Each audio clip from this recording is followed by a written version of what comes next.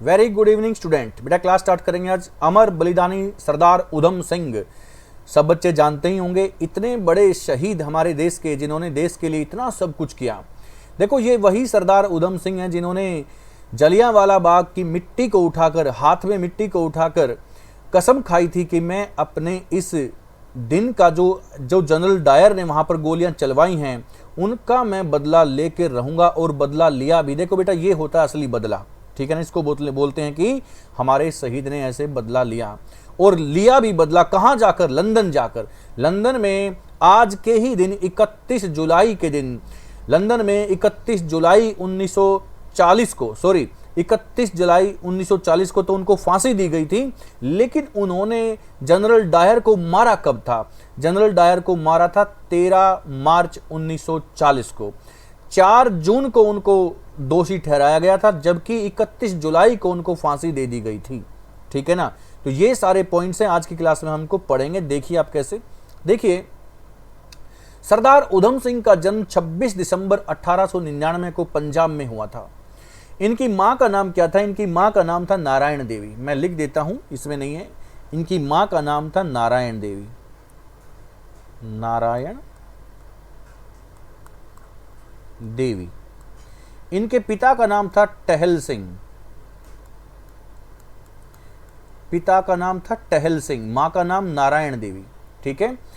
वे भारत के स्वतंत्रता संग्राम में महान सेनानी और क्रांतिकारी थे। जैसा कि आप सब लोग जानते हैं, सरदार उधम सिंह के ऊपर पिक्चर भी बन चुकी है, और सरदार उधम सिंह के ऊपर ही, इनके नाम से ही उत्तराखंड में एक शहर भी है, उधम सिंह नगर भी वहां पर बसाया गया है। उन्होंने जलियांवाला बाग हत्याकांड के समय पंजाब के गवर्नर जनरल रहे उस समय के माइकल ओ डायर को लंदन में जाकर गोली मारी थी। ये गोली मारी गई थी 13 मार्च 1940 को। सजा का ऐलान हुआ 4 जून 1940 को, और सजा दी गई कब? 31 जुलाई 1940 को, यानी आज के ही दिन 31 जुलाई जो आज का दिन है वो सरदार उधम सिंह का बलिदान दिवस माना जाता है, ठीक है ना। देखिए उनका जन्म एक सिख परिवार में हुआ था।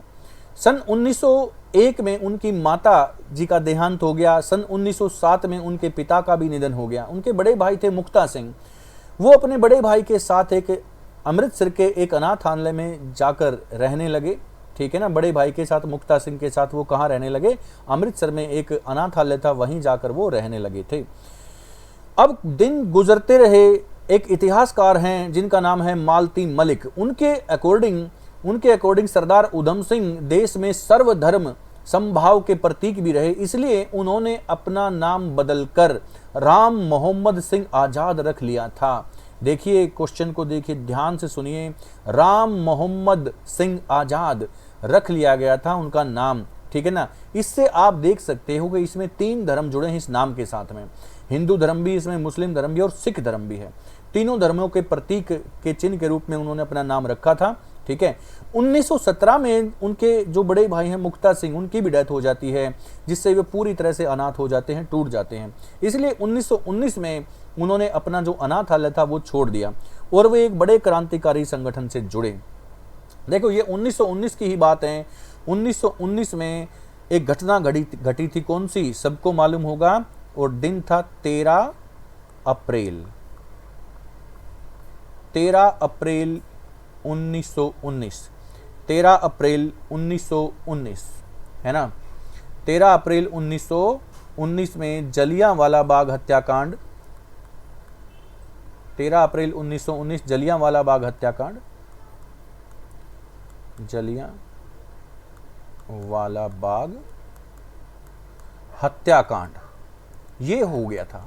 और इस जलियांवाला बाग हत्याकांड में जनरल डायर ने गोलियां चलाई थी, है ना। किसके? उस समय के रहे गवर्नर जनरल, उस समय के पंजाब के जो गवर्नर जनरल थे, उसने आदेश दिया था और उन पर गोलियां चलवाई गई थी, ठीक है ना, निहत्थे। और देखो 13 अप्रैल की ही बात है। 13 अप्रैल 1919 में अमृतसर में जलियांवाला बाग में निहत्थे बैठे सरदारों पर, निहत्थे बैठे वहां पर जो क्रांतिकारी थे। और देखो हुआ क्या था, ये क्यों बैठे थे ये लोग उधर जलियांवाला बाग में, ये लोग बैठे क्यों थे, इसके बारे में थोड़ा सा मैं प्रकाश डालना चाहता हूं। यहां पर बात थी रोलेट एक्ट की। उसी समय 1919 में रोलेट एक्ट आया था, यानी काला कानून आया था। ये काला कानून था क्या? ये काला कानून था कि अंग्रेज किसी भी व्यक्ति को, किसी भी भारतीय को सिर्फ संदेह के आधार पर, शक के बिना पर ही उसको जेल में डाल सकते हैं, और वो आदमी अपने आज़ादी के लिए ना कोई वकील कर सकता, ना कोई दलील दे सकता। जब तक अंग्रेजों का शक दूर नहीं होगा तब तक उस आदमी को जेल में रहना पड़ेगा। ये था रोलेट एक्ट, जो कि 1919 में ही आया था। और अंग्रेजों ने इस रोलेट एक्ट के आधार पर, इस काले कानून के आधार पर ही डॉक्टर सैफुद्दीन किचलू और डॉक्टर सत्यपाल को जेल में डाला था। इन दोनों की गिरफ्तारी के विरोध में जलियांवाला बाग में ये लोग शांतिपूर्ण ढंग से प्रदर्शन कर रहे थे, है ना। तभी जनरल डायर ने वहां पर अंधाधुंध गोलियां चलवाने का आदेश दिया था। वहां पर लगभग 1000 के करीब आदमी मारे गए थे। जैसा कि उस समय की जो कांग्रेस है वो बताती है कि 1000 लोग उस समय मारे गए थे, जबकि वहां उस टाइम के जो अंग्रेज हैं, जो गवर्नर जनरल हैं अंग्रेज, वो बोलते हैं क्या कि 379 व्यक्ति मारे गए थे। लेकिन ना तो कांग्रेस ने सच बोला उस समय, ना अंग्रेजों ने सच बोला। आदमी जो मरने वाले थे वो कहीं ज्यादा थे, ठीक है ना। और इसी वजह से भी उनको थोड़ा सा और ज्यादा हर्ट हुआ। सरदार उधम सिंह इस घटना के प्रत्यक्षदर्शी थे बेटा। सरदार उधम सिंह प्रत्यक्षदर्शी हैं, क्योंकि सरदार उधम सिंह बताया जाता है कि वहीं पर थे और उन्होंने देखा कि ये तो उस समय की जो गवर्नमेंट है वो तो गलत कर ही रही है, लेकिन हमारा जो एक संगठन था कांग्रेस, उसने भी गलत बोला था। जो सही आंकड़े हैं वो सामने आने ही नहीं दिए गए कभी भी, ठीक है ना। देखिए, जब उनके बड़े भाई का देहांत हो जाता है 1917 में, तो वो एक क्रांतिकारी संगठन से जुड़ते हैं। जैसा कि 13 अप्रैल 1919 में जलियांवाला बाग हत्याकांड भी होता है। उसके बाद तो उनके अंदर खून खोल उठा था कि इन सब का बदला मुझे लेकर ही रहना है, ठीक है ना। तो देखिए कैसे हुआ। उन्होंने अनाथालय छोड़ दिया और क्रांतिकारियों में शामिल हो गए। उधम सिंह 13 अप्रैल 1919 को गठित जलियांवाला बाग नरसंहार के प्रत्यक्षदर्शी थे। जैसा कि मैंने आपको बताया, जलियांवाला बाग में मारे गए लोगों की सही संख्या कभी सामने नहीं आ पाई। ना तो कांग्रेस ने सही संख्या बताई, ना उस समय के अंग्रेजों ने सही संख्या बताई। इस घटना से वीर उधम सिंह काफी दुखी रहे।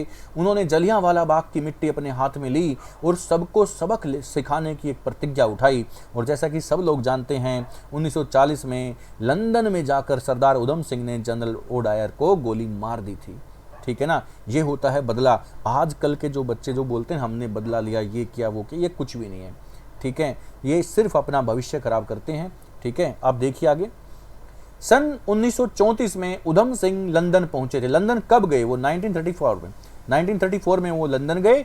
उचित समय का इंतजार करने लगे और उन्होंने वहां पर जाकर एक कार भी खरीदी, यात्रा करने के लिए कार खरीदी, और 6 गोलियों वाली एक रिवॉल्वर, एक पिस्टल भी वहां पर उन्होंने खरीदते हैं। 1940 को यह मौका मिला जब माइकल ओ डायर एक मीटिंग में पहुंचे थे। देखो, 6 साल तक वो मौके की तलाश में रहते हैं और 1940 में वो मौका उनके हाथ में आता है जब जनरल ओ डायर जो थे वो एक मीटिंग में पहुंचते हैं। उनको पहले से उनको ये सूचना मिल जाती है कि वो वहां पर मीटिंग में आएंगे, इसलिए वो उनसे भी पहले ही जाकर उस मीटिंग में जाकर बैठ जाते हैं पीछे की तरफ। तो जैसे ही वो आते हैं मीटिंग में, देखो समय से पहले वो जाकर बैठ जाते हैं, अपने साथ वो रिवॉल्वर भी ले गए थे। इसके बारे में थोड़ा सा मैं पहले से आपको बताऊं, सुनिए। देखो, मीटिंग की उनको खबर मिलती है कि आज यहाँ पर ओ डायर, जो जनरल डायर थे उस समय के, वो आकर बैठेंगे वहाँ पर, वो एक मीटिंग को संबोधित भी करेंगे और वहाँ पर वो आएंगे। तो सूचना मिलती है तो वो भी पहुँचते हैं समय से पहले ही, अपनी सीट पर जाकर बैठते हैं और क्या करते हैं, अपने साथ एक मोटी पुस्तक लेके जाते हैं, एक मोटी किताब लेकर जाते हैं। उस किताब के अंदर ही रिवॉल्वर छिपा रखा होता है।